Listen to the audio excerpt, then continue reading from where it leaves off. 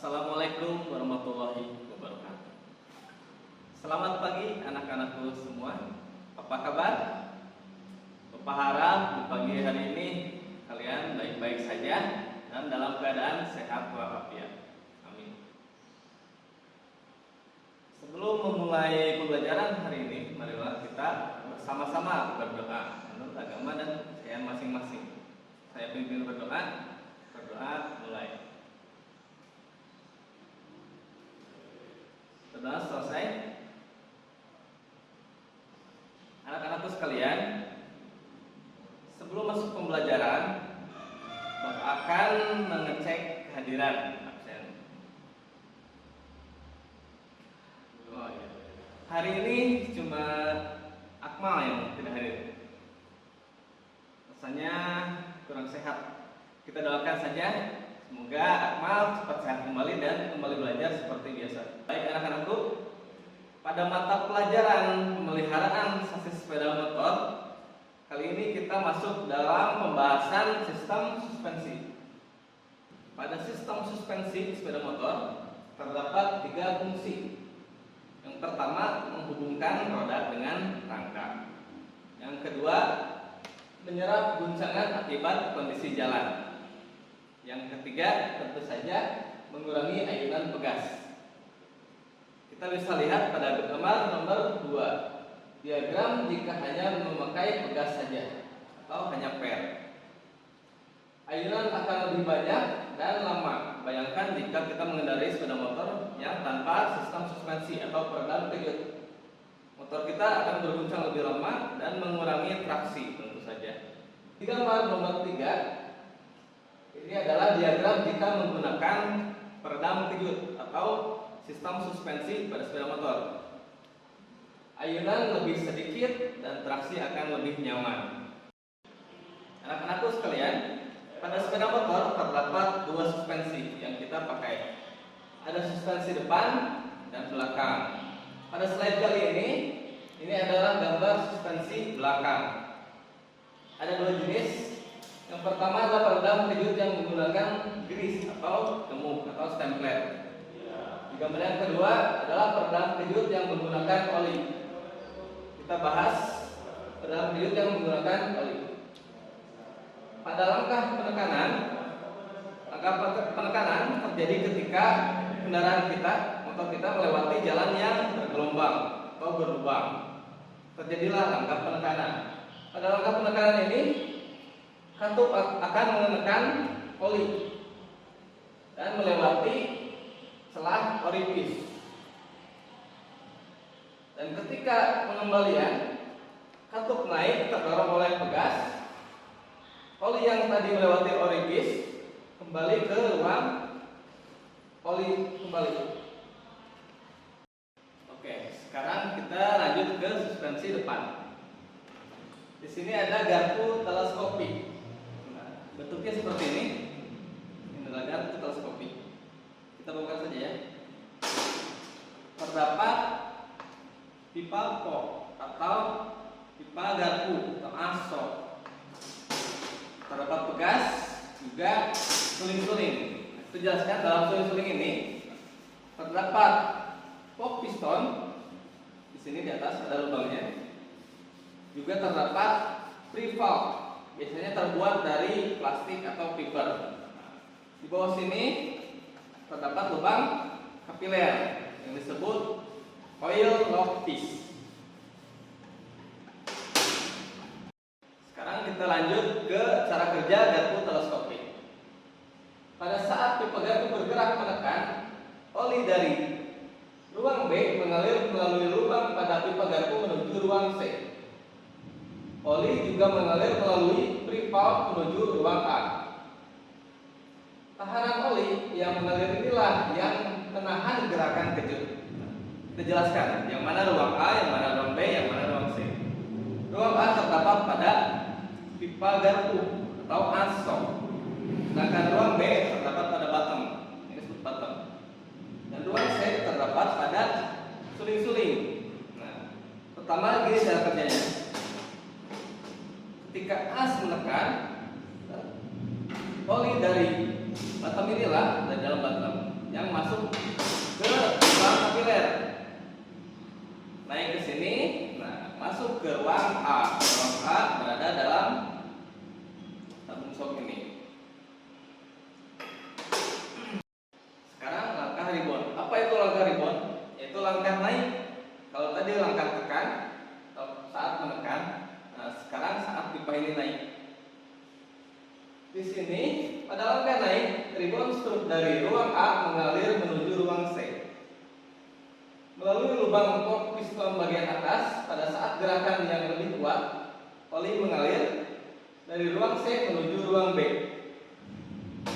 Ketika langkah naik, nah, oli dari sini masuk ke ruang C, kembali ke ruang B. Di sanalah terdapat langkah rebound yang tertahan oleh lubang piler. Sekarang kita masuk ke langkah membuka dan memeriksa bagian garpu teleskopi. Pertama di sini keluarkan udaranya. Ini khusus untuk tipe GL Max dan GL Pro karena terdapat ventil di atas tutup asok ini. Kita keluarkan dulu udaranya.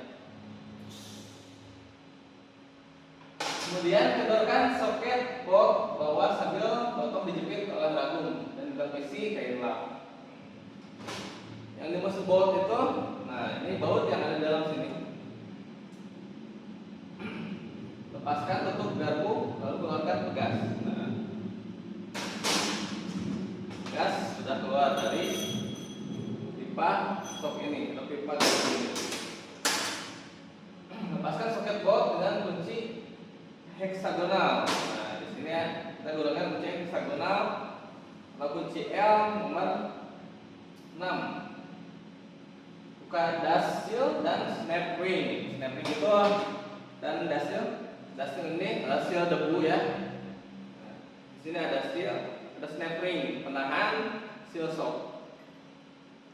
Untuk membuka seal shock kita gunakan kunci seal shock.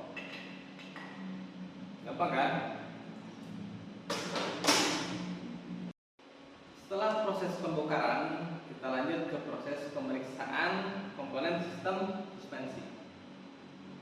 Kita periksa pertama per pegas. Yang digambar ini adalah per pegas untuk tipe sport. Batas servisnya adalah 453 mm. Nah, yang di bawahnya yang ada batas servis 151,3 mm itu untuk tipe BB pendek seperti ini. Kita ukur dulu.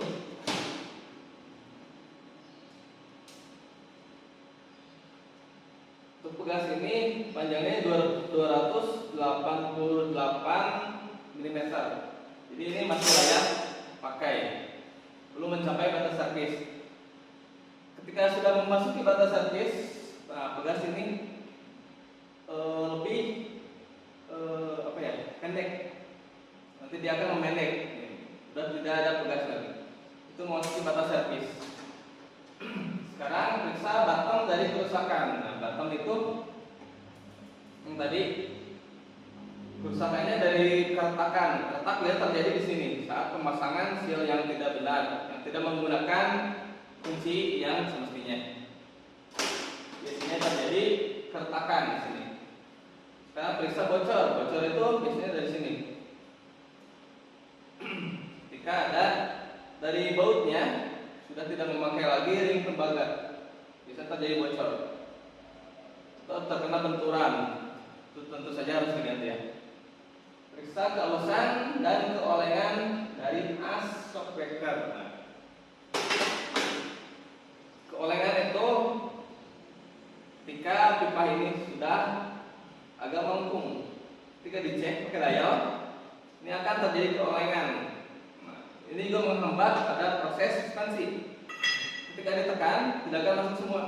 Nah, pasti ada tersendat di beberapa titik seperti tengah-tengah atau di sebelum bagian atas.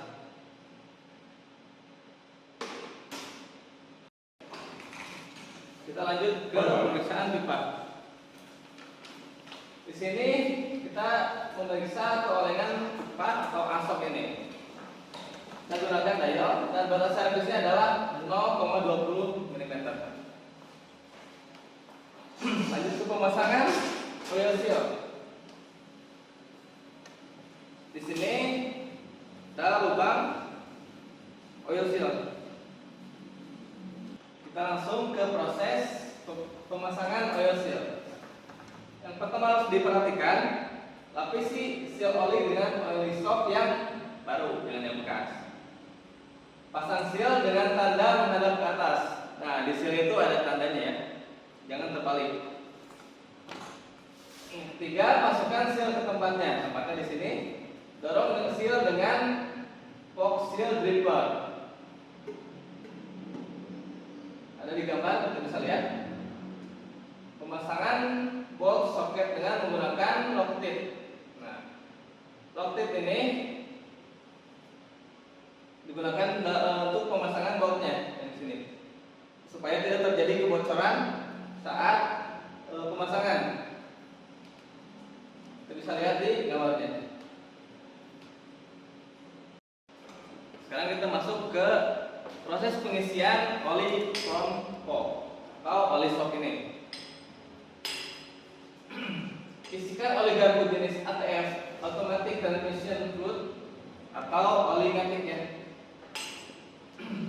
atau oli shock HCP Honda jenis VAR. Oli shocknya khusus. Gunakan gelas ukur, pasang dan kencangkan baut penutup. Penutup itu di atas ini. Kapasitas oli garpu dengan tiap tabung kita bisa perhatikan dalam tabel. Untuk kapasitas oli garpu dengan tiap tabung untuk tiap motor berbeda. Ada tipe sport, tipe bebek, dan tipe pneumatik. Untuk spesifikasinya bisa dilihat lebih spesifik pada buku BPR. Kita lanjut saja ke jenis pegas dan pemasangannya. Dalam pegas ini, jika kedua ujung pegas keduanya tirus serta memiliki kerenggangan yang sama, maka dapat dipasang menghadap ke atas atau ke bawah. Nah, ini sama kan? Bebas, mau di atas mau di bawah bebas. Nah, ketika kita menemukan jika kedua ujung tirus salah satu dan memiliki kerenggangan gulungan, nah, ada bagian yang rapat, ada yang renggang. Nah, yang rapat ini yang disimpan di bawah. Jika tadi kita menjelaskan tentang suspensi depan, sekarang suspensi belakang. Di sini ada suspensi belakang jenis konvensional, dual spring atau dua pegas. Untuk mengeceknya kita gunakan alat khusus yang dinamakan shock absorber kompresor. Yang digunakan yang pertama-tama digunakan adalah membuka mut pengunci pada suspensi belakang yang di atasnya ya. Lanjut pemeriksaan yang ke selanjutnya. Yang diperiksa adalah pegas. Pegasnya jika sudah sampai gepeng atau rusak atau sudah tidak layak pakai, gantilah satu set. Anak-anakku sekalian, untuk pertemuan kali ini kita membahas tentang suspensi sepeda motor. Cukup sampai di sini. Bila ada yang masih belum mengerti atau kurang dimengerti, bisa kita lanjutkan di pertemuan selanjutnya. Dan untuk mengakhiri pertemuan kali ini, pembelajaran hari ini, mari kita ucapkan hamdalah bersama-sama. Alhamdulillah. Cukup sekian. Assalamualaikum warahmatullahi wabarakatuh.